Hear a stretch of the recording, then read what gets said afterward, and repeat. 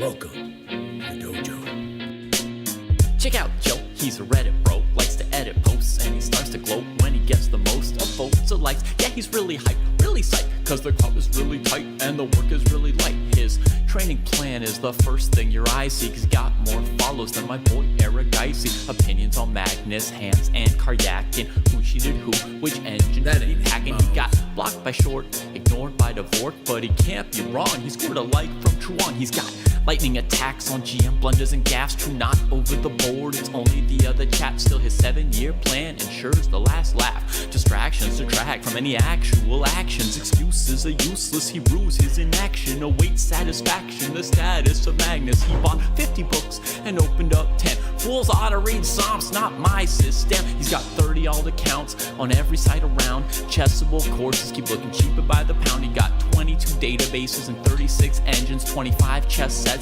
and a massive clock collection. He bought merch from Gotham, Bra and Naka, but his game history looked like some chess copy pasta. A GM coach that he don't listen to, and if you think it is, then yes, my friend, yes, this is you.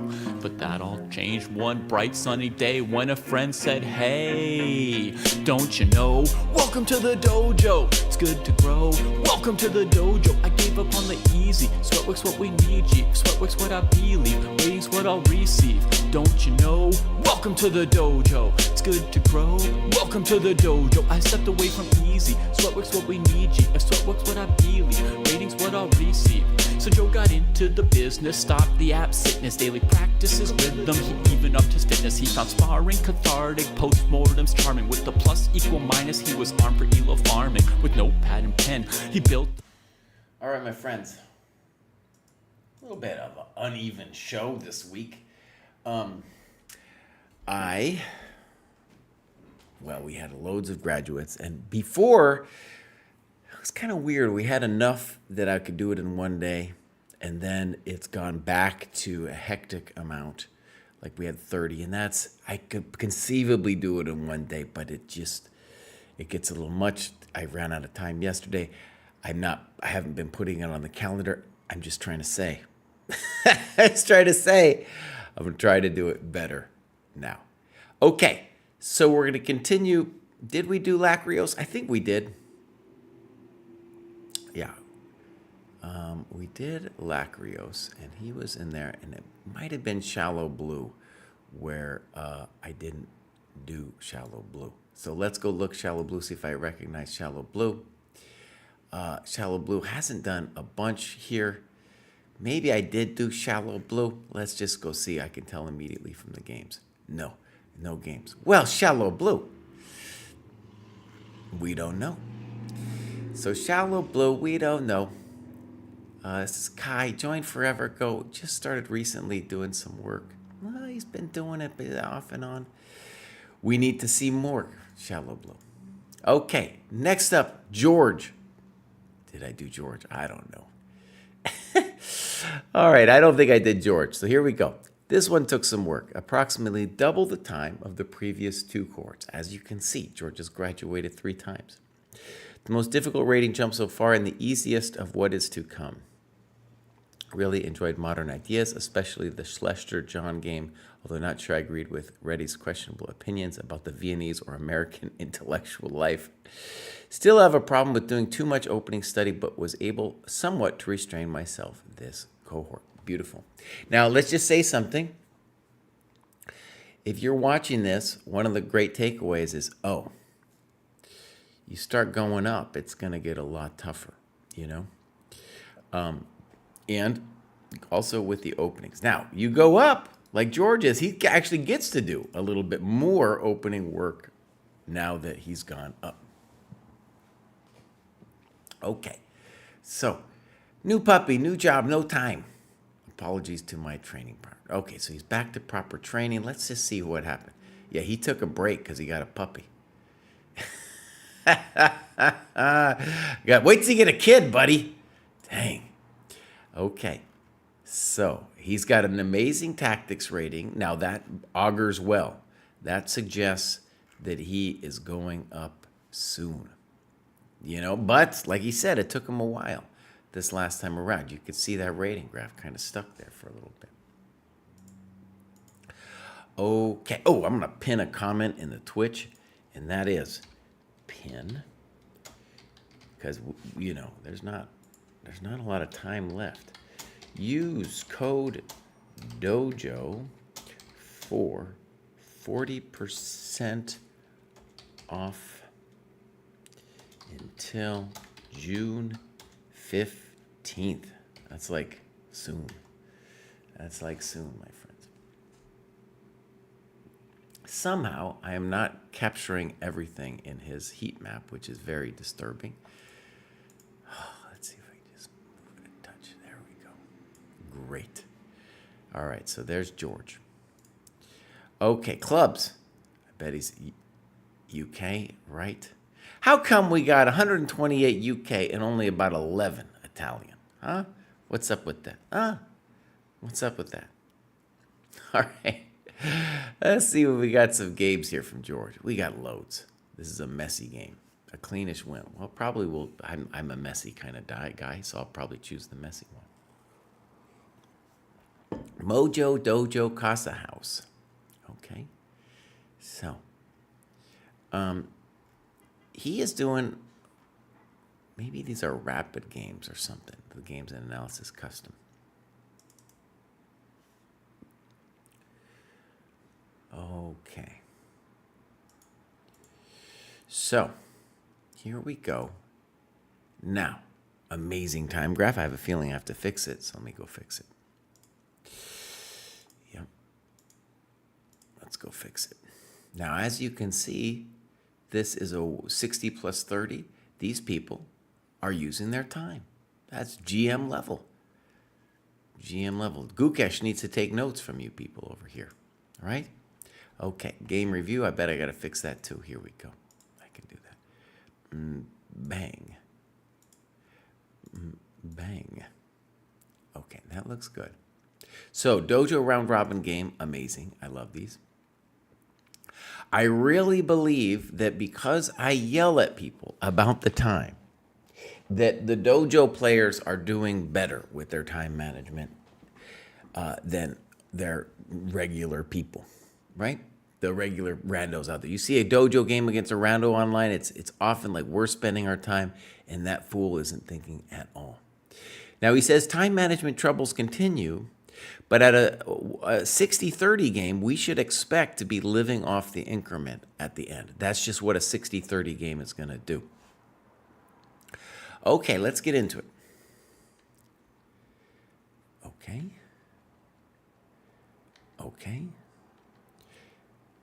Okay. Yeah. This is interesting. Back in the day, it was thought this was all just an equal position. And now people are kind of like, oh, maybe white could play this way. So knight g4 is this whole complicated thing. And now we get check to the rook. So he actually studied this bad boy. He studied this bad boy. And this is what he's got for us. Okay. Now, this is simply computer prep. Good. Now, by the way, now that he's made it to this cohort, right? He is in the 13, 14. He can do a little bit of opening prep. Okay. And here it really is working out for him. Okay. E4, rook AD1. Good move. Rook takes. Maybe rook E8, knight G5. Right. Beautiful. So the black's in big trouble here. Now knight FD7. Okay. Now the good news is white now thinks for a long time. After knight FD7, we should expect to find something devastating. Just devastating after this move. But maybe maybe cry it's not that complicated. Maybe you just take the pawn like a normal person. Okay. It's hard not to imagine knight d4 not being the right move. I think I'm going to guess knight d5 is probably also playable. The point being EF, let's say bishop takes, knight a6. I don't know what else he's supposed to do. Knight e7, king h8, knight c8. I'm going to win the knight on d7. Okay, but it's hard not to imagine just taking the pawn. Okay. Okay, so this, I would say, has to be a winning position. And white spends forever on this move. George Hornsby, beautiful. He is in the chat. Uchess says, do you really think Gukesh is better than Magnus, or are you just trying to stir things up?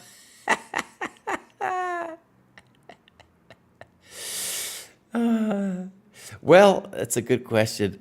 I'm not 100% in my opinion, but basically what I'm saying is Magnus isn't training anymore, right? He's just not working on his game. And so, and I really believe that Gukesh is. So it's not necessarily a question of like, do I think Gukesh is like naturally better or some weird thing like that? No, it's more like it's a simple thing of a belief that people who work are going to get rewarded, you know? And Magnus isn't working right now. Okay, next question.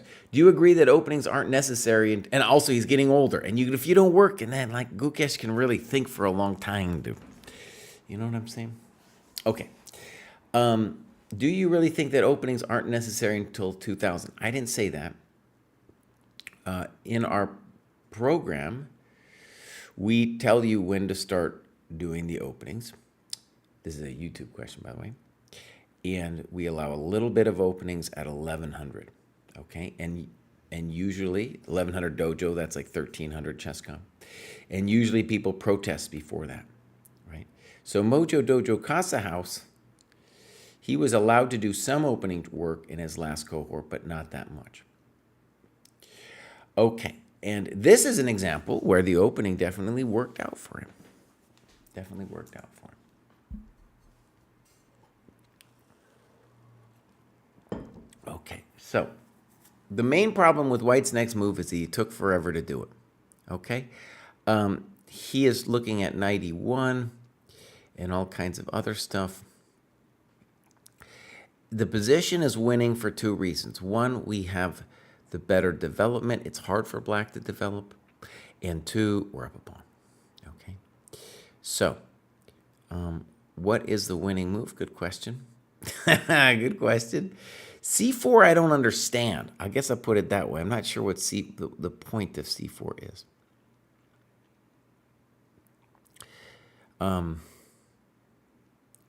I think a very natural move. I don't know if it's the best move or anything. You could play E3 just to control D4.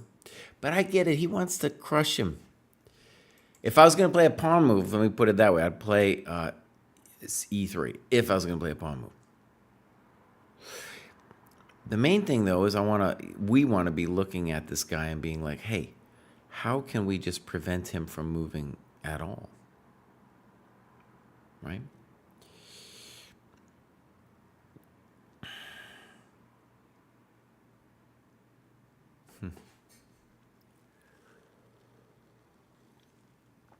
Bishop c1 looks weird, but it enables us to threaten bishop f4.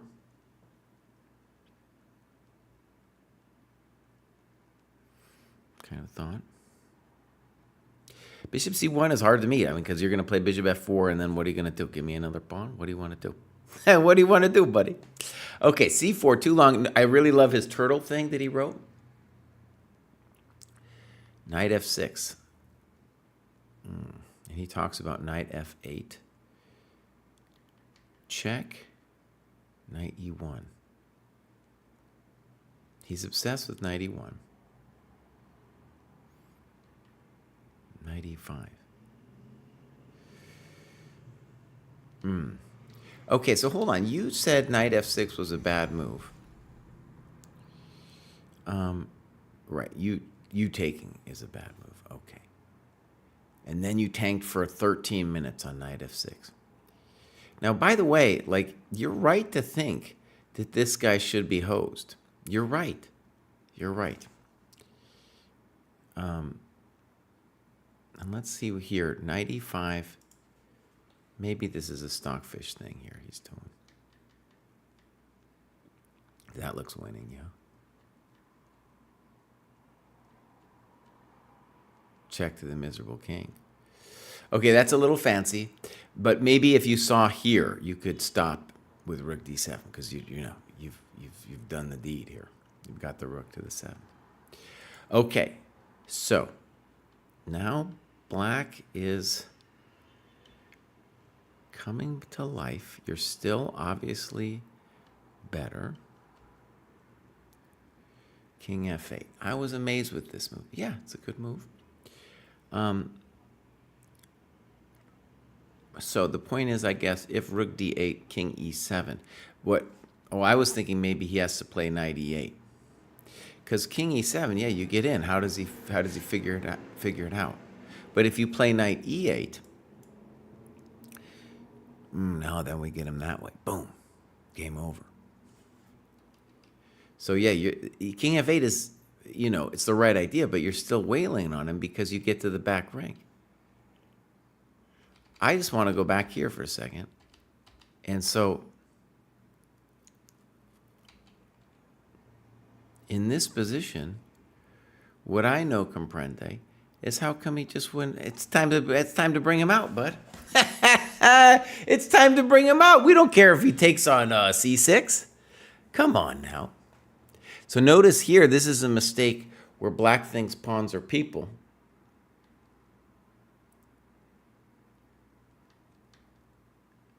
And now you could have whaled him. Okay.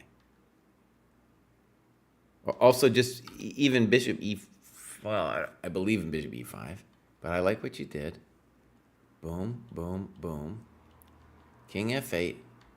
And now another one of these slow moves where you take forever on. All right, so the genius thing that I want to tell you is what you are doing is you are spending forever on intuitive moves, right? On intuitive moves.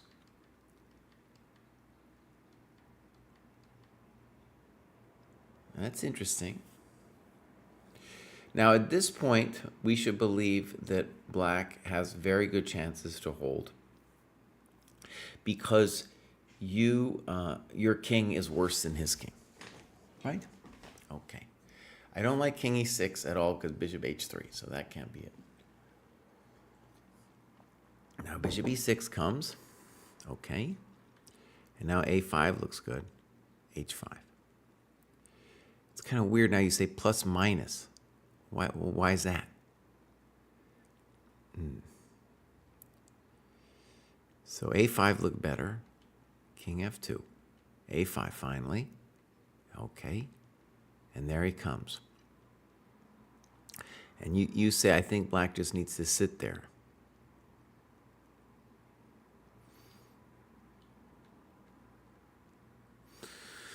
Time is becoming an issue. Oh, this is an interesting one. What do I think is happening here? It's quite plausible that black has lost. Okay, quite plausible.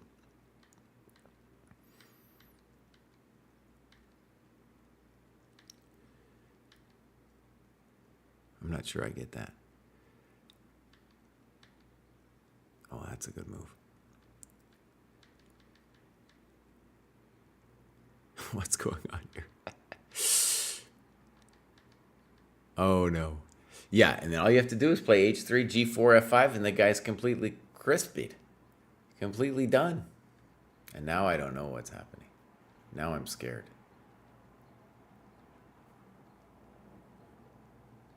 What is he doing? All right. This is a great variation. By the way, one of the things I see in a lot of dojo annotations is we come to an end game and then people stop really doing the work. And let's look at his variation because this is exactly what we want to be doing. Right, now you're going to queen with check. So then you also looked at this one.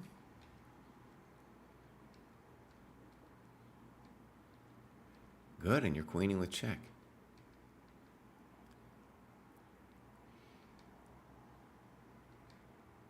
And now you're claiming that he is going to live through this. He might.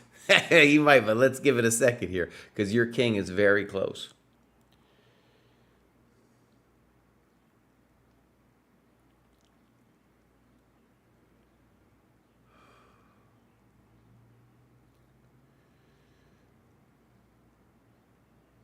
Okay.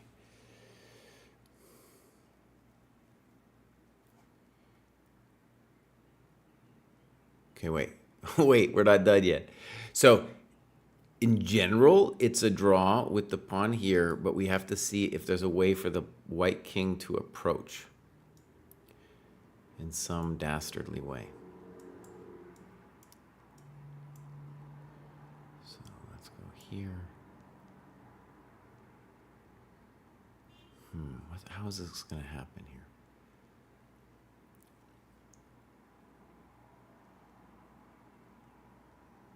So what I want you to imagine is if we get our king here, and this is here, and he gets a queen, I think he's... Oh, God, he just... So, no, Jesse, how is it going to happen?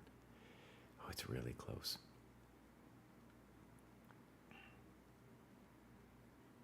Okay, I guess not. I guess not. Wait, if I want to get my queen here, this is the square I need my queen on. And I need my king here. So, let's just imagine here.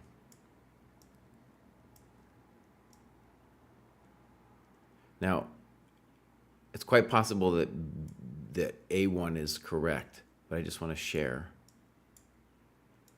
This is what I'm looking for. And then black is hosed, as they say. Hosed. Woo! Yeah. Okay. So, George Hornsby said, okay. And A1 maybe. I'm just trying to say that I don't want to spend forever on it, but I just knew that that variation needed more because there's this kind of trick. There's this kind of trick that we could be looking for. Okay, so this happened. I assume we're winning now. F5. Now, let me just say F5. I don't... It's probably fine, but it scares me.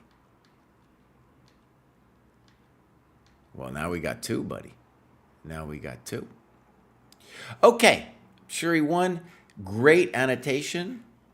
Good opening prep. Very good opening prep.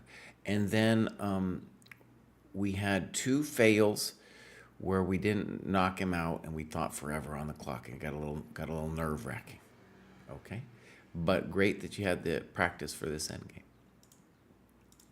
Okay, let's go back. Boom, grad show. We got Winesburg, Ohio. Winesburg doesn't tell us much. Winesburg is graduating all the time. Winesburg doesn't tell us. I don't think they actually live in Winesburg, Ohio. Now, I don't think that. I mean, you got the English literary tradition. You don't need no Winesburg, Ohio. You don't need no Winesburg. You know, you just don't need it. Okay, so not too much going on in the old heat map over here. Games, and this is from forever ago that I'm sure I already looked at. So Winesburg, buddy, I'm glad you're back and you're making progress, but we need to see some stuff and some new games. Okay, so Feral Cat, bang. In the graduation review, Jesse recommended I move up to at least the 1400 cohort. I believe I remember this. So let's go look at the Feral Cat. So, as you can see, joined fairly recently, and he's graduated a bunch. That's just because I was like, buddy, you got to get up there. He is normalized to 15 here, USCF 14, though if I remember right, he was like, that's an old rating. So here he is, and he can obviously graduate already again, but I think that's understandable. He wants to give himself a little time. 50 plus. Oh, I like the old dudes, man. I like the old dudes. Okay. And yeah, he's just joined. So, do we got some games? We do. 25 plus 12. That is the strangest time control I've ever seen. 35 plus 30, that's another weird one. They're all played in the same time period, so let's go with the longest one. So, do we got a time graph? Uh-oh. Uh-oh. Okay, so obvious problem here, my friends. We got people moving way too fast. Way too fast. Okay. So, it's great that this rating thing just tells you exactly where you stand. This tells you exactly where you stand. Okay. So, Feral Cat, this is the first thing you need to address in your game.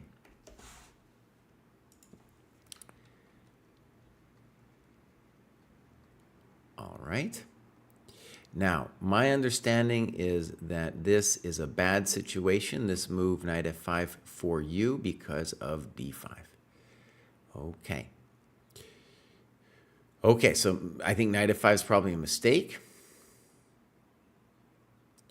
And now black plays a6. I think black could just play de. Yeah, black could just play de and you lose your coconuts, right? Okay, a6, pop, pop. Knight g3. First classical time control game in a long, long time. Immediately got into opening problems. Okay. So, your opponent is also giving you a break here. And then makes bishop b4 not a great move. Now, Injin's talking about h5 and stuff. But what black really hosed himself on was this a6 move. Now, you say clear advantage black. Maybe Injin might say that. But yeah, if you have to pull h5 out of a hat, I don't know. Okay. I would say black's better after d4, say. Okay? But poor? Why? Because we would love a little trade. That's poor. That looks good. Now, rook b8. Bishop a3. I think bishop a3, well, there's some questions to be asked about bishop a3. Boom. Okay, and now your opponent way too quickly plays rook b5. One reason I would want to spend some time on bishop a3, for example, is, to my mind, black really needs to find a way to organize c5, right? So, for example, queen a5 comes to mind, and if queen d2, then he can say, well, I don't need to castle anymore after that, buddy, you know? And if you, well, yeah. So bishop a3 doesn't look right, and maybe queen d2. Your opponent's not thinking about it at all. All right. So the rook is going to be really funny. And you talk? Oh, you don't? Okay. Okay. Castles. c5. I believe in your position a lot. At the minimum, c4 right now looks hard to handle for him. Now you say that black's much better after queen e2. I don't buy that, especially if you just play c4 next. So castles, you played rook ad1, just c4. Just play c4. Okay. And now we play c4. You're doing great. So the reason why this is highly suspect for black is because their rook is terrible. The rook's terrible. So I think this is strategically winning now for white because the rook isn't ever coming out. Okay. So, queen c2. Now we do want a plan of what to do against that poor rook, or maybe we just do something on the king side and ignore it. But I'm not going to yell too much at queen c2. Rook d3, I'm probably going to yell at that move. I wanted to eventually be able to free up the a3 bishop. But look, the bishop is caging black. He's like, we don't ever want to move that bishop. So the first thing that comes to mind for me would be knight e2, knight c1, knight d3. Put some pressure on the coconuts. I might play f4 later. You know, there's other plans too. But basically, the way to think about this is to say, oh, I am winning this game strategically. The guy's cooked. And I just need to make sure the rook can't ever come out. And then I will start my own little drama fiesta over on the other side of the board. Oh, that was Jordan Hornsby whose last game was in the chat. Sometimes they have different names. I don't capiat. I don't get it. Okay, rooks are terrible blockaders. And now this happens horrendous. Thank you very much. Why did he blow it? Well, for one, his rook was trapped. Two, he made that move and, it was the longest thing of the game. 1 minute, come on. I don't know what this guy's doing. Yeah. Okay. Okay, so he offers a draw. Now, was it an opening question? Maybe a little bit, but I just want to stress, like, if you play knight f5, you should be expecting d5. Black, for his part, knew the move d5, played it quickly, and then a6 was a horrendo. Look at this. Look at this. What's the point of opening theory if you're not just going to go bam and say, oh, where's your knight going, Bows? Where are you going? Or knight e4. I don't know. Both of them look winning. Okay, let's continue to pretend, as the song goes. And next up, we got Edward Dubrovsky. I don't think Lichess classical ratings are accurate. Well, Nose is in the chat, so I don't understand. Maybe Nose can tell us all someday in a detailed video how Lichess ratings work and what the deal is there, because I don't get it. Okay, but no OTB. I feel like I've improved since joining the dojo, so it's time to graduate. What I like most about the dojo is the people and the heat map.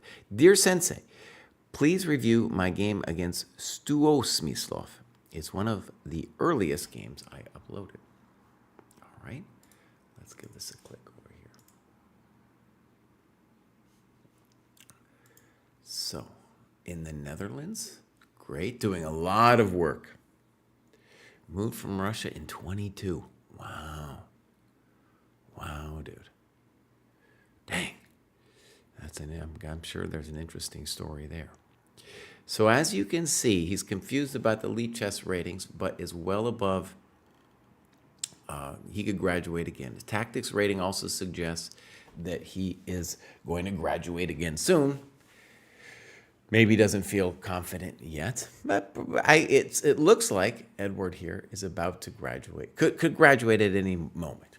Okay, so let's look at clubs. Adult improver. If you're in the Netherlands, definitely you could put a club in there. There's a Dutch dojo. You might find some people. And then we got games. And he told me something. Here. Oh, he's got a lot. This one. Jesse, review this. Okay, here we go. Wait, right? How did that happen? Let's look over here. All right. So, this is Dojo Open Classical. And we got a very nice time graph. Hour plus 30. Well done. I think very nice, very nice. Then we go game review. So.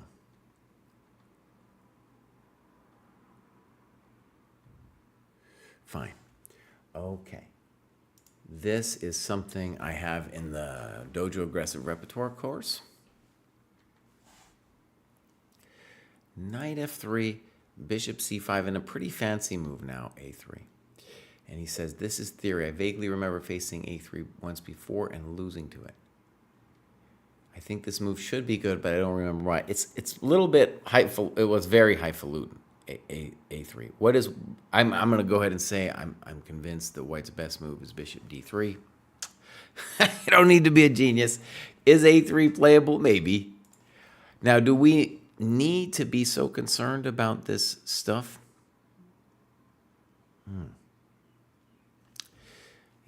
I don't think so. Now, you play a6, presumably with what? The idea of a7? But why is that such a big deal? Right? In general, we can say that good moves here are f6 and knight c6. Those are all good-looking moves. I'm sure knight e7 is fine too. Okay, so here we go.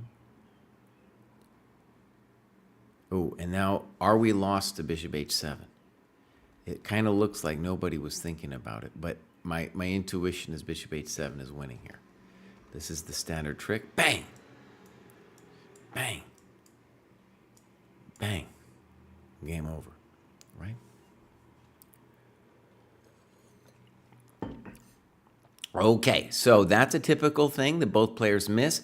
In a way, you deserved it because you didn't play f6 and you lost the tempo on a6. Your opponent was so obsessed, though, notice, so obsessed with playing bishop b2 because they had played b4 that they weren't even thinking about bishop h7. Okay. Okay. Okay, I like b5, I think. Yeah. All right, bishop b7, I like it. And queen c7. A standard trick that I know about here is you can play a5 here with interesting play.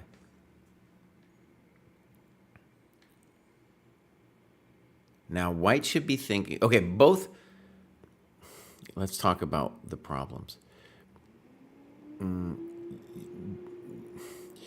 h4, h5 is a hell of a drug at some point for white. And I guess with rook fd8, you are claiming that you're going to play d4 yourself? Maybe. But I think the dude should play h4 now. h4, h5. He needs to do it. Rook fd1, I don't like it. Rook d7, finally. Knight f8. And you say knight ge7 was better. Now, just to stress it, I think you're still hosed here. Intuition says you are gone in this position. Okay? All right, you can analyze that yourself. Both players are missing this.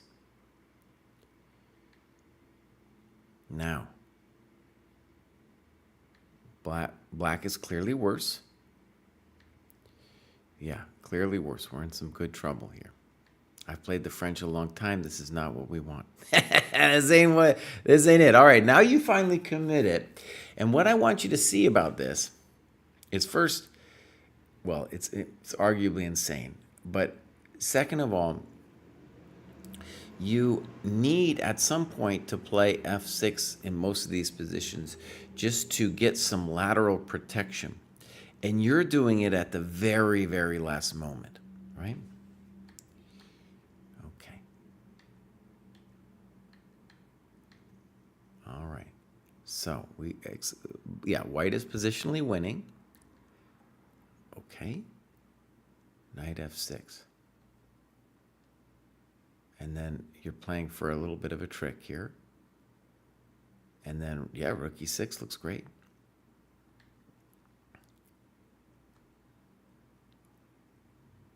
Okay. Now, this is kind of like positional suicide. Look at that. Look at your dark squares now. As a French player, now I realize you're a Caro player who, played a French setup. One of the reasons I like this for white, by the way, is you often can torture these Caro players because they don't want to play a French position. But I think in that DC variation, it's probably your best move. E5, okay. But you see, look, it's already really bad. If knight f6, he's got bishop c5. No lo puedo playano, right? So you're already in big trouble. Okay, bishop g6. F5, bishop g6 definitely looks stronger. Good. Now we're fighting for that d4 square. C3 would be the simplest for him. Good move. We got to, even if we're still lost, we're going to free up our bishop. D8. Okay. There we go. We're back in the game. Bang! Darn it. Darn it. Okay. Boom.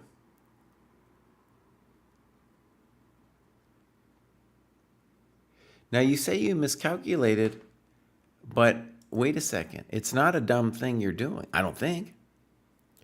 Because you're gonna have you're objectively lost in this position positionally. You're down a pawn, he's got these bishops, and so now you're gonna win 2 pawns. I thought that was pretty clever. Yeah. And now you have chances. Check. And he goes here. Boom. All right, now this is clever, so he wants to mate you. All right, we're going to give him props at the very minimum. We're going to give him some props. All right. You say, check to the miserable king. That's unfortunate. Now, what's really weird here on rook d6 is he doesn't do it. He doesn't play for mate. Isn't it mate? It's got to be mate, right? It's got to be mate. Okay. So he misses that. He goes here. I don't know. Why not now knight e6 maybe? There's some strange things are afoot. G6, okay, you might as well try. That's not happy. Bizarre what he's doing. Yeah. Okay, and we're toast. So, couple things I think a worthy game in that, let's put it this way. You get up to this kind of cohort, and what you start realizing is you need to be comfortable with a variety of structures, right? There's the IQP, there's a King's Indian structure, French structure, all kinds of different structures. And here we need to be a little bit knowledgeable about the structures. Now, is A3 maybe some computer-driven fancy move? Maybe, but a bishop D3 is the right move. It doesn't matter. At A6, but you should feel bad about it because it's giving away an unnecessary tempo, right? The other thing we saw is that you and your opponent missed bishop H7 a million times, right? Yeah, what else? What other things do I want to say? And at some point, you're going to need F6, right? So a standard Frenchy plan would be F6 here, or even F5 to say, look, buddy, I'm going to give you one chance to do it. Of course, just playing knight C6 is very, a normal person thing to do. Okay, Nose has some thoughts on Lichess. I will say that the reason Lichess Classical feels inaccurate is because Lichess quickly tries to get you to your correct rating. That means you start at 1500 and can gain more than 150 points from one game. So people are not playing often and therefore can swing plus minus 100 points from each game. They're not accurate because there isn't confidence in your rating until you've played more than 20-ish games in a reasonable amount of time. Okay, I also think it's just ridiculous to start people at 1500. What are you doing? What are you doing? Come on, Lichess. All right, well, so we want to say welcome to the dojo, Edward. I have sympathy for your situation, dude. I got sympathies. All right, now we got Fizzy Colas. Fizzy doesn't say much to us. Let's go open up Fizzy. Doesn't say anything. We'll give him a follow. Aus Deutschland hasn't logged anything. Got a little bump. And he nailed the checkmate test. So he's doing good there. Otherwise, he doesn't got much else going on. So, clubs. Join that German club or wherever you are in Germany. And, of course, we need a game. Interesting because he's been around for a while, but just hasn't done much. Okay, beautiful. Next up, we got Oliver. Even though I haven't been winning that much OTB, I can definitely feel myself improving. Simple Chess by Steen was a great introductory book for how to generate ideas in the middle game, and I think about those concepts often. The games that I've been losing OTB have been against higher rated opponents, and competing and going over those games has given me a lot of confidence. I am playing much better than I initially gave myself credit for, and that is a great motivator. These games are winnable. Okay, and I know that I can do it in the future. Beautiful. All right. This is Oliver, North Carolina librarian. Okay, he's drilling them with the Polgar mates, and he loves opossums. Those opossums, dude, they're funky looking creatures, dude. They are weird looking dudes. Now, I could imagine loving a lot of animals, but them opossums, they're ugly, dude. They're, of all the creatures in this world, the opossum might be the ugliest. That might be the ugliest dude I've ever seen, man. Okay. Stop talking trash about the opossums. Charlotte Dojo. Beautiful. I got kids, and it was kind of hard for me to travel. I played in Charlotte a couple times. Beautiful. Beautiful. So we will definitely be back at some point. All right. Games. Loads of games. Look at this. A bunch of 70-0 games. They look like they're IRL games. Here he's playing somebody much higher rated. Let's do somebody where he's kind of a little bit closer to. Do we got times? We don't got times. It's kind of hard sometimes with an OTB. We're gonna just go over here. We're gonna go game review. 10th ever OTB. By far the most heartbreaking. Okay. So let's see. Really good, of course, to work on, when it all goes wrong. Now, time control was 170 minutes for the game. A little bit odd, of course. Fine. It's fine. You're doing fine. Okay. Yeah, you're doing fine. Okay. This move strikes me as suspicious because, well, you are setting yourself up for this e4 move, and black should be thinking about how to mess with you. So c5 is a thought. d5 is a little weird, but it's probably playable. e4, thank you very much. I feel now you're better. e5. Now an interesting momentito where you play rook fe1, has to be okay. And of course you could have played d5, which looks at the minimum, it looks good because you're crushing his bishop. Strategically, the problem with d5 is that your own bishop is not great after d5. Okay, so I approve.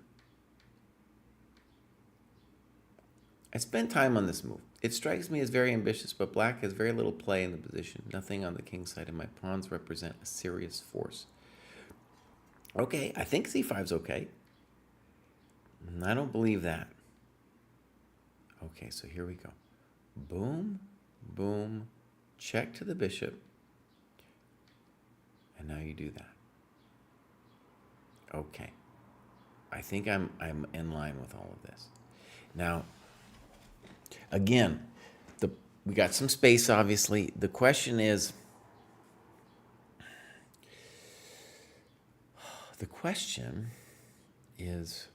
about who is this good for over there on the queen side?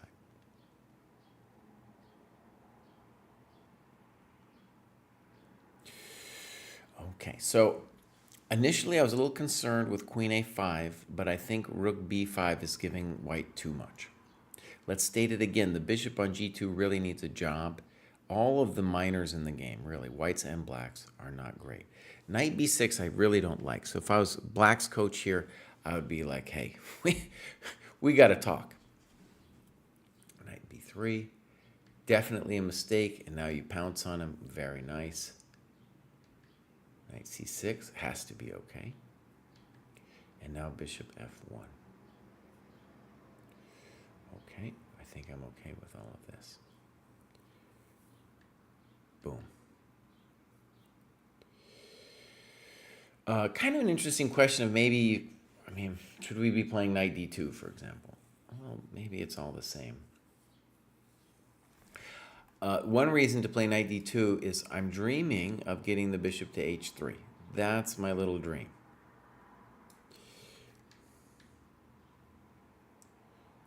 b2, interesting.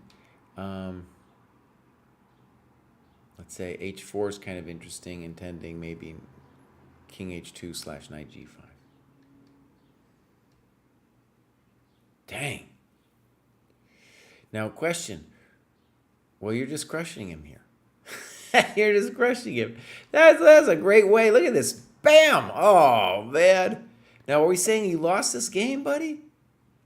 You lost this one? That would be really sad because we really did kill him here. All right, so you give knight d2 a question mark. It's hard for me to give knight d2 a question mark, right? Now, sometimes what we see in annotations is people, they lose a game for whatever reason, and then they beat themselves up for the wrong reasons. There's nothing wrong with knight d2. You can do anything here to dominate this. He's not attacking you. You're doing fine. Okay. Okay, walked into a fork. All right. So this would be a great moment for us to talk about the time usage. Here, moves like queen d1 look fine. You know, you can do anything, honestly. And then here's truly strange. Now, it's not just well, oh yeah, the milk has gone bad. So what we need to do is play the variation out a second and ask ourselves, how do we feel about this position? Personally, I would say you're still winning. It's a real bummer that, you know, we're gave the business back, but you're definitely still crushing here.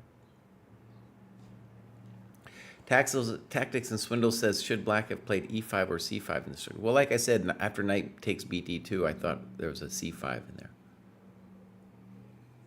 there. Okay, so this all goes down. I think we're dying.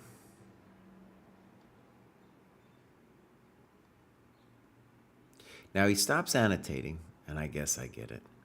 The milk has gone bad, right? Dang, he's forking you all over the place. Yeah, this guy, he turned into El Forcarino here. He turned into El Forcarino. Oh, man. Oh. Okay, so really good to look at this loss. And definitely this is the kind of game where you're outplaying this level of opponent and you just need practice on putting him away. I would say a key way to get better is to write down the move times. That would give you and me a sense of what the picture was, right? It'll tell a story that's going to be like, because already I can feel your anxiety, right? You got big anxiety about a lot of these moves, like you're criticizing knight d2, for example. Okay, great. Let's continue. We got Alvin. Alvin's up to 1700. He's moving up to the correct cohort. Let's give him a click over here. So give him a follow. And 1665, joined fairly recently. He's in the correct cohort. Great. Tactics rating, that's weird. It's all over the place. I have a feeling he just hasn't done a lot of that stuff. FIDE rating also different from the ChessCom. Okay, clubs. No clubs. Tell us where you are, Alvin. A little story, maybe. Games. 5 games. This looks like good work. If you're just joining the dojo, this is what we want to see. We especially want to see some games if you're 1700 like this, 90-30. Okay, so let's go click.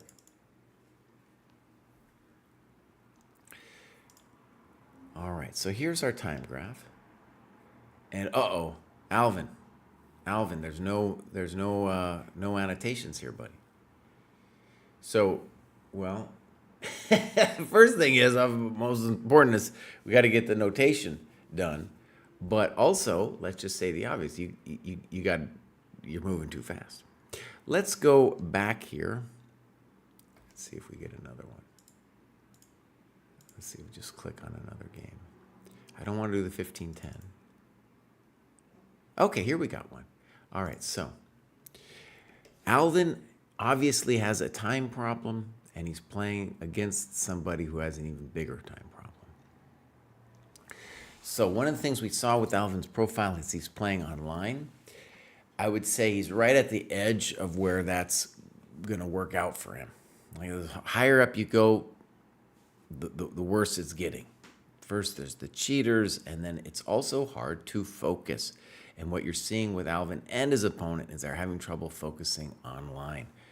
It's just so hard. It's easy to focus when you're playing blitz chess, but when you have to go deep, we often see time graphs like this. People who are playing successfully online, I think, are getting those chestnut boards, things like that. Okay, here we go. All fine so far. Masters favor c3. Okay. Masters have also played knight c3, so we're not doing too poorly. h6.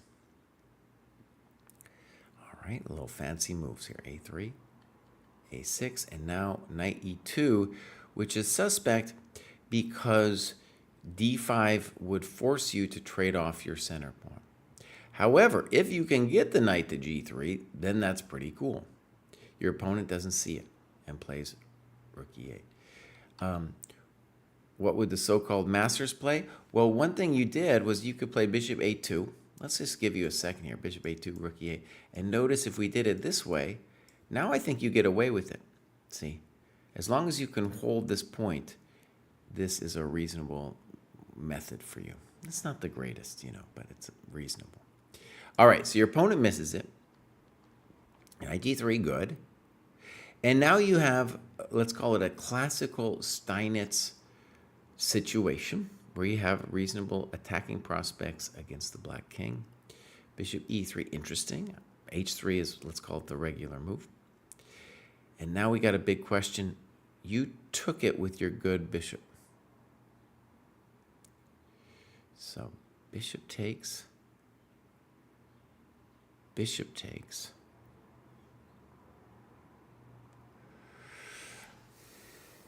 Now notice, I'm thinking about it more than you are, Alvin.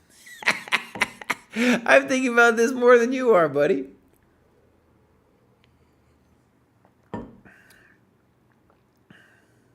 Yeah. Okay. For my little money, I like h3 here, and we can play c3 later. Okay. A little weird. Now, at some point, he's going to play d5 on you. He goes here first. I don't get it. He still doesn't want d5.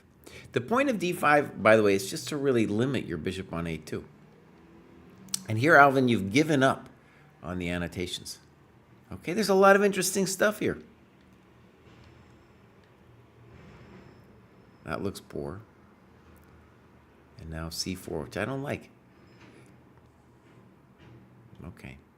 Knight f5, thank you very much. Who's not thinking? Both these players aren't thinking. Good, I like all this.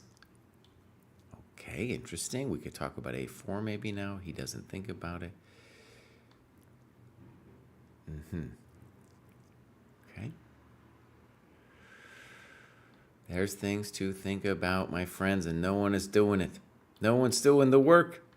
They're not doing the work. Things are hanging all over the place. You guys, let's return to that time graph. Oh, both of these players. Not thinking. Not thinking. All right, so an obvious fix. Sometimes it's more obvious than other times. Okay, so I'll mark this as reviewed. Now, one of the things I just want to say is we have created this amazing time management rating, and it applies in so many interesting different ways, but we have seen people in the lower cohorts get incredible ratings, right? Now, those players usually play at faster time controls. It's easier to get a higher rating if you have an impulsivity problem, if the time control is faster, obviously, right? But we see it all throughout, And what we saw in our study of OTB versus online, that people were definitely moving faster online, and definitely that was an online game we just witnessed, and their calculation was actually poor. Interesting video we were able to do on that. Okay, now we got Durslan.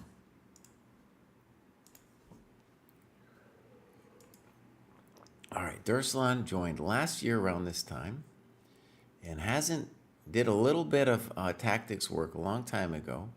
Stuck around, he's got up there.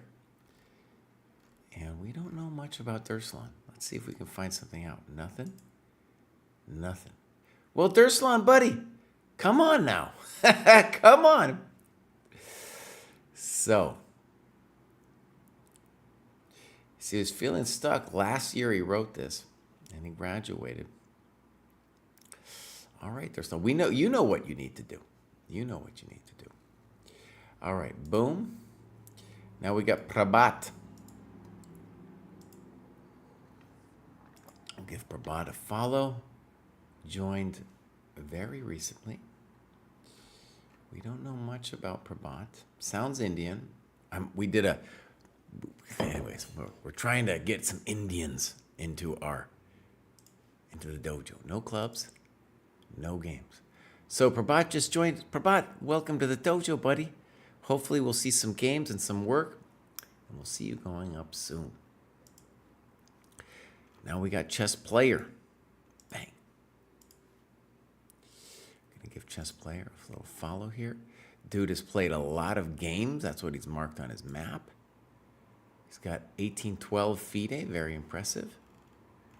And no clubs, no games. Joined earlier this year. Well, Chess Player, bud, come on now. Come on. Now, by the way, this most things with the dojo, the senseis have general agreement. One thing we disagree on is just the theory, my little theory, and that is that the higher rated players have a harder time, if they've never done it, to analyze their games. I know it was very difficult for me to do it, and my theory is the reason that is the case is that they have invested more of themselves, more of their ego into the game. And so looking at games, especially when you're just starting, is more painful. Whereas if you're just beginning and you got a rating of 400, it's maybe a little easier to just go and start looking at some positions. Okay, next up we got our final for the day. This is Puzzling World. I recognize this face from Puzzling World. Yeah. He's graduated a bunch of times. He's on ChessCom Rapid. Okay.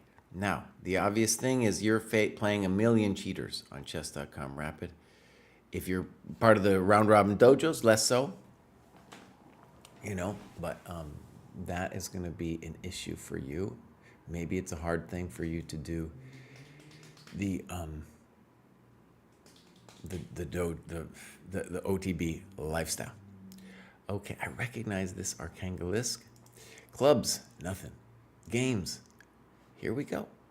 Okay, so some strange things going on. Let's go look at this Ivan game.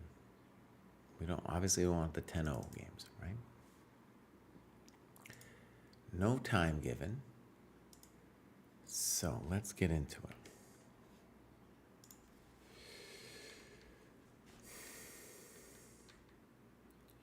All right.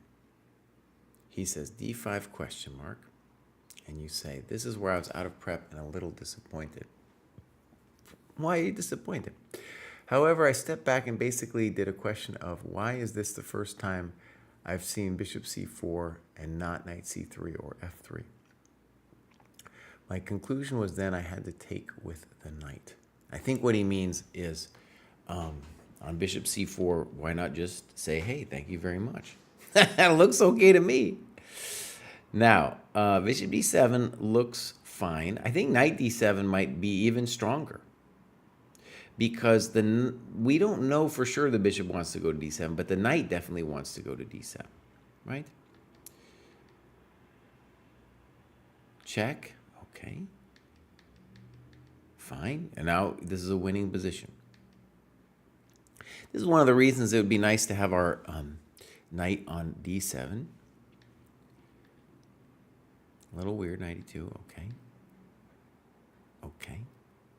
Now, what you need to do is to come up with a way to fix your knight. A little simplistic, but to me it seems natural, is to just get him out, put him on that fine square, and then you're doing great.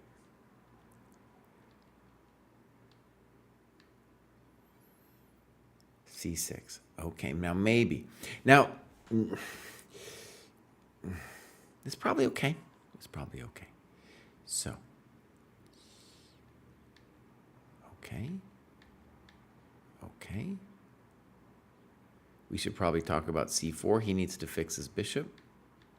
Good.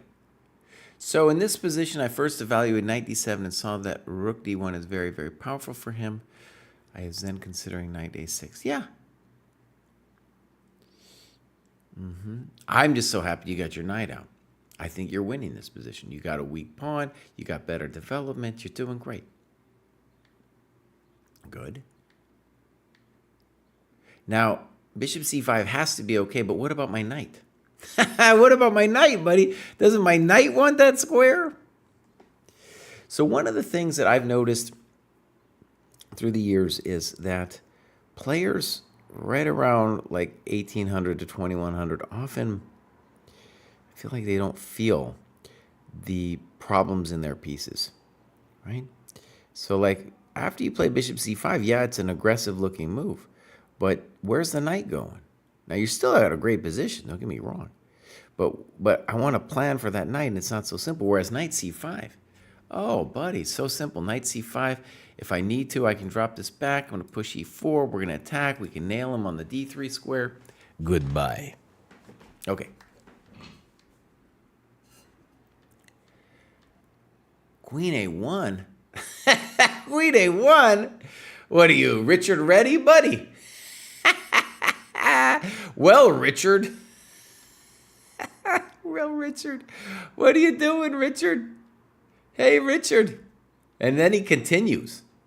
He keeps playing. Knight d3 looked pretty good, too. Oh, my God. What is this person doing? What is this person doing? Check to the miserable king. Okay. So, good. And I have no idea what's going on in this game because we don't have a time graph, but it felt like white was making very quick, impulsive moves, right? And one of the things, the challenges you have in playing the online is, well, that, right? So let's do a thing for you. You're in 1819. Let's go check for a second. Let's go grad show template. We're going to go tournaments, go round robin, and check this out. We go 1819, bablam. And this thing is off the hook, man. You could join this bad boy, play some of these people, and that's some real customers over here, right? And that's going to start in about 5 days. So that's ready to go. These tournaments are amazing. Okay, next thing I need to do real quick. I need to go games. And there's a Sensei game review queue. I knew it was in here. I knew it was in here. First, we're going to check out who Little Shanks is. Who's Little Shanks? Alabama. I almost sang the song, but I didn't, okay? Teacher won my past 2 amateur tournaments. Okay. Great. So he's got a nice USCF rating here. And joined us a while back. Hasn't really been logging the hours anyway. Does it change if I go dojo points? He hasn't been really logging a bunch of stuff. Okay, so we'll go back. Now we're going to click on this game here. And he wants me to spend a little momentito on this game. The final round of the Vulcan 2025. All right, so he is playing someone around his rating. And look at this, you guys. Bang! Very nice time graph from both players. What the staircase kind of shows you is that he is, I'm assuming, writing the moves down on the score sheet, maybe every other move or something like that, which is fine. And it gives us a nice picture of what's going on. If you play until 50 moves, you are going to get, it's going to get hectic no matter what.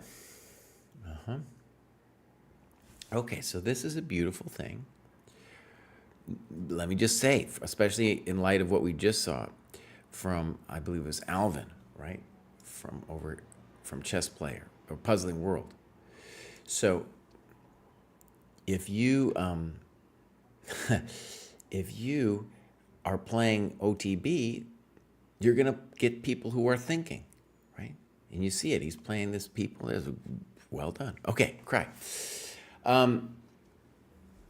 Looking to go back to back with tournament wins here after having taken a year off since the last time this was held due to my having a daughter. Congratulations. Okay, so he was confident. All right, great. Boom, fine. He doesn't have to apologize. Good.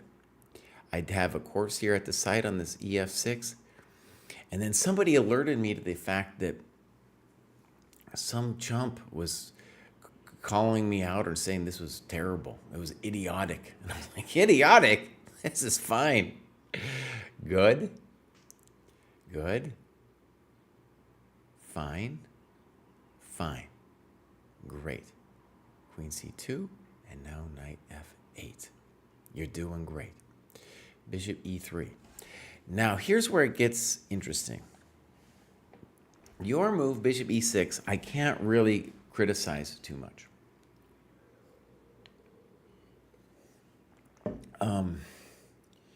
But I do want to just stress that the real mojo to this setup is at some point to launch it, okay? Because you have an extra pawn in front of your king. They have an extra pawn in the center. Maybe they'll make a pass pawn later or something. And so a move, this is going to look weird, but a move like H5 is not as ridiculous as it looks.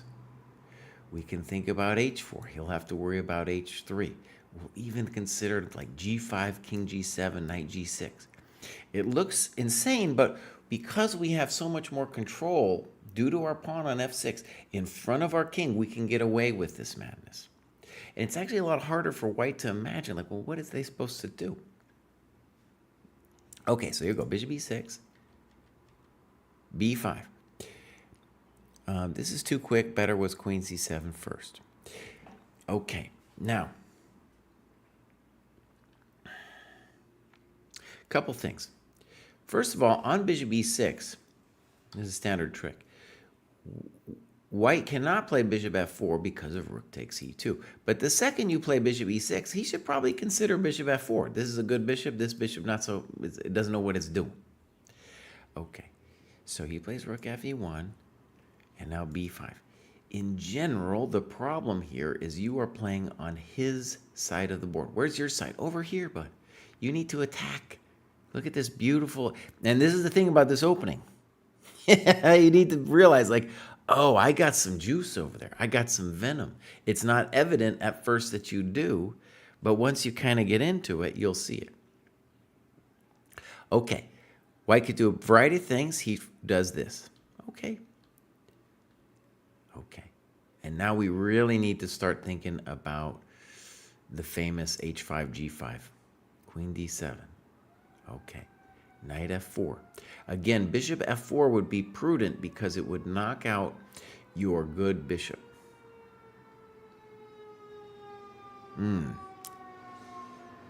Okay.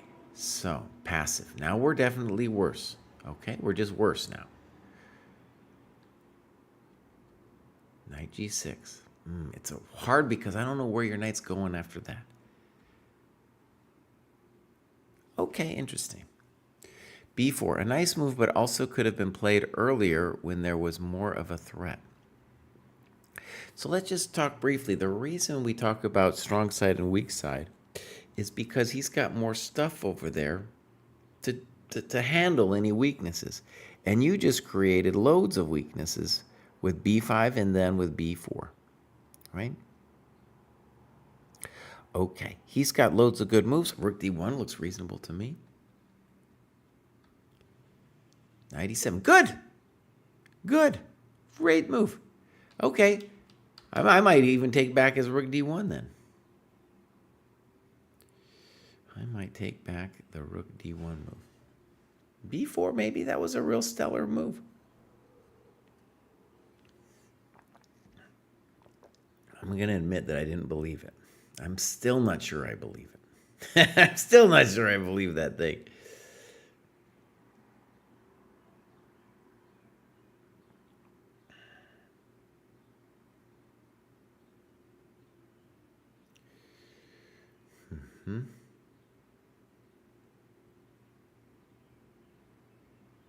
Maybe something like this for white. Well, rook d1 takes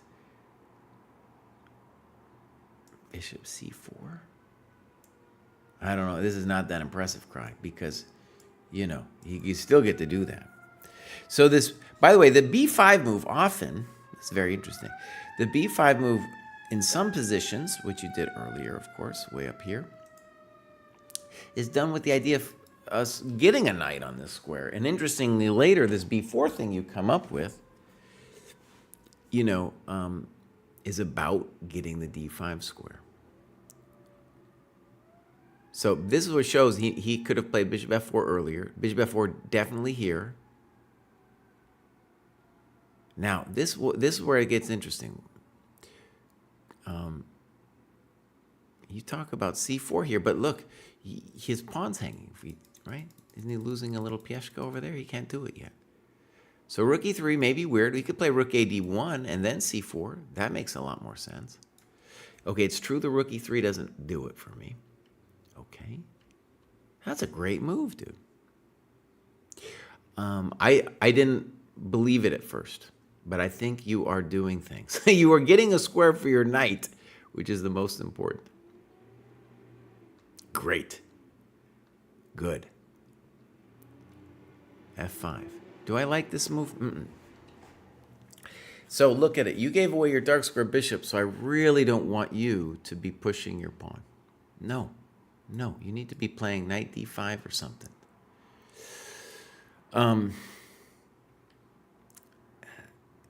Okay, so let's talk about it. You're giving away the dark squares. That's what's giving me the heebie-jeebies, right?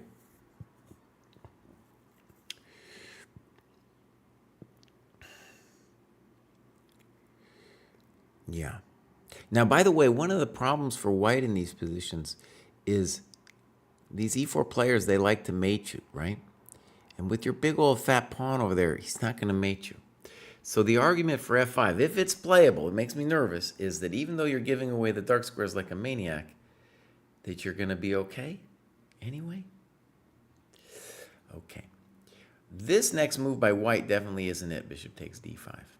That isn't it. I definitely think bishop e2 is the move he should be considering. All right, here we go. He helps your knight come to where it wants to go. Queen d2. Instead of rook c1 or bishop e5. But now the problem with your knight there is bishop e5, you just play f6. Thank you very much. Get out of here. Notice your king is so much better than his king. f6. Good move. Yeah. And it's actually the top engine choice. f6. Great move. Wow. Well, let me just say, you're playing some. This is like, this is definitely not what I would associate with, you know, under 1,000 chess. This is some good chess. All right, rook e1. Snip. Now, rook e1 seems controversial because you get f4. Thank you very much. And now king f7 probably has to be good. And now queen e6. Good move. Dang. f3. Okay. Now, let's be careful. Maybe f5. Bang. Very nice. Very nice. Now, I wouldn't want to do it. I would be thinking about that queen b1. Now, is this lost? We got to believe this is lost. Okay. Now, we do have to be careful, though. You played king d6. I think knight c3 is probably the move we want. And here we need to think about what's going on. You are at move 33. You have plenty of time left. House line, thank you for rating. House line, I believe, is Matt. Matt, we have a Sensei game review thing that we do here. And this is a teacher from Alabama who has put together a very nice game for us here. James says, hey man, I recently joined Dojo and it's been amazing so far. It's the only program that gives me everything I need. Oh, great. So, King D6. The problem with King D6 that I have is I'm not sure what we're doing. Are we, like, if he just plays King F2, are we going to play C5? Maybe. Okay, so he does this. Zip, zap, pap. Bishop E1. And now C5. And you call this equal. And you say, knight E3, I hesitated to do this, but I saw this but hesitated to play it. He's talking about knight E3. As after bishop C3, C1, it was hard to win this pawn. In general, though, well, you're just winning the pawn. You're just winning it, right? Boom, boom, boom, boom, boom, boom. Looks winning. Yeah. Okay. Now, is it actually equal? Personally, it still looks to me like you're better. Let's see. Boom, boom. And you say King F1, the move we both missed in the ensuing position, holding a draw. Let's see. Boom, boom.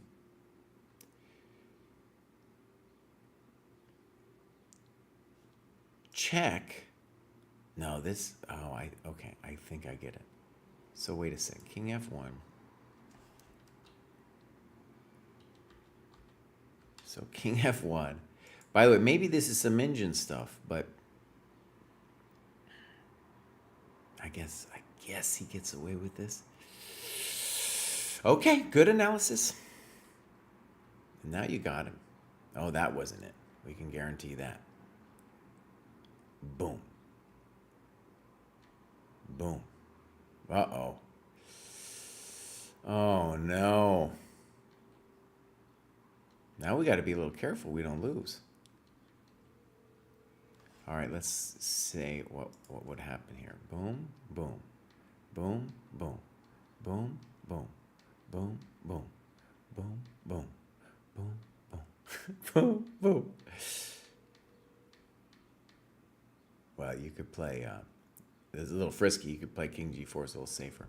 Okay. Oh, yeah.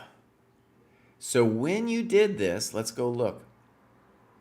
When you played E2, I'm just looking at your time graph, you still have plenty of time, and bummer. So let me just try to imagine what you're thinking here. Well, for one, actually, you say King D3 is an exclam, but King C3 would be the obvious way to play. You're going to pick up both pawns, you're going to run the A pawn. No. So King D3 already shows the wrong intent. Right? Like you talk about King C3 here, it's the same thing. Because it's going to go King E2 here. And it's going to transpose. Right? So this shows the wrong intent. And then you do this thing, which I guess was your intention, and then you miss this kind of business. Oh, man. All right. It's still not over. It's still not over. Wait a second. I might have to go back. Now it's over. You're winning this. A5. In general, we want to hold the pawn back and play King C5 first. He's totally done. Why did we take? Oh, he's toast. So wait a second. Wait a second. King C4. This would be great to know exactly what our time situation is. Both sides still have time, by the way. I mean, it's getting low, and I'm sure they're exhausted. So let's go through his Analysis. Boom. Boom. By the way, superficially, it looks like you're winning this, just on like a glance basis.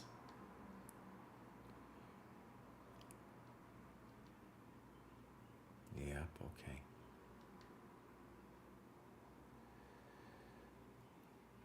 Okay, so wait a second. Let's say, yeah. Okay. And then that's obviously going to be a draw. Wow. Okay, very impressive analysis. Okay. A4, very natural thing to do. Wow. So I just want to say, let's go back a second. This is Little Shanks in the 900 to 1,000 cohort. And I just want to say, that was a great game, first of all. I mean, you showed like you're doing some real positional chess, and then a great annotation. So hopefully we're going to see some more from Little Shanks here. Yeah. Okay, my friends, I got to do my own business here. I got to log it. Oh, man, see, I got to log it kind of every 2 days. All right, Cry. Can we just hold it together here? So many things. All right. Pull it together, buddy. So yesterday, I did through 244, 635. Okay. Yeah. Okay, so we are gonna go weekly, bang, and then we're gonna go this one. Update progress, and we're going to go up. These are very hard problems I'm doing. This is this turbocharged tactics. This is yesterday. Update. And then I did it again this morning. Update. And I did 252. About an hour. So update. And then we did yesterday, 11. I did an hour over here. This. And I did an hour today over here. Bang. Update. Bang. Okay, so I've been doing a little bit of opening work, as you can see. I need to be playing more tournament games. That's my big downfall. It's hard for me to get away. I'm going to play a tournament in July. And so there you can see my little heat map. Wait a second. It says I didn't do my thing yesterday. Wait, I just did that. 11. Didn't I just do this? I swear to God, I just did this. I did it up to 244. And I did an hour. Update. Okay. Oh, it's not showing. Wait, refresh. Oh, it's killing me. Why isn't it showing my business, buddy? The date was in days, months, years. Okay, let's just try this again. No, this is the month, and this was the days, because that was yesterday, and this is really weird why it's not updating. Update, boom. There we go. I don't know why it wasn't doing. Well, house line. That is to Jack to thank for. So let's just think about what Jack did. He knows that Americans do it the right way and you guys do it the wrong way. And so he put it the wrong way for you people. Very considerate, don't you think? Very considerate.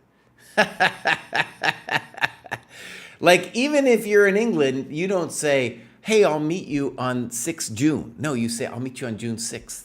That's the way people talk. It's the natural way of doing things. Also, when people are talking, say, how tall are you? They say, oh, I'm like 6'1". They don't say, I'm I'm 3,500 millimeters. Hey, buddy, come on now. 6th of May, my foot. No one talks like that, buddy. Give me a break. All right, you guys, I'm out of here. And you know what? It's not showing me the bunch of people on the left-hand side to raid. Maybe Houseline, you can help me. Because I'm not seeing my little people on the left. Oh, man. Oh, where's the people on the left-hand side? How about following? Oh, God. Oh, God. No, this is no channels live. Oh. Oh, very weird. Let me just go back. We'll raid Artur Blunder. So, raid Artur Blunder. Is this going to work? I don't know who Artur is. My friends, we'll be back next week. I'm going to try to get the graduate show a little bit more dialed in. I messed it up. I apologize this week. I wasn't entirely consistent. We have a lot of graduates, so it takes me a while, usually 2 days to do it. All right, everybody. Ciao.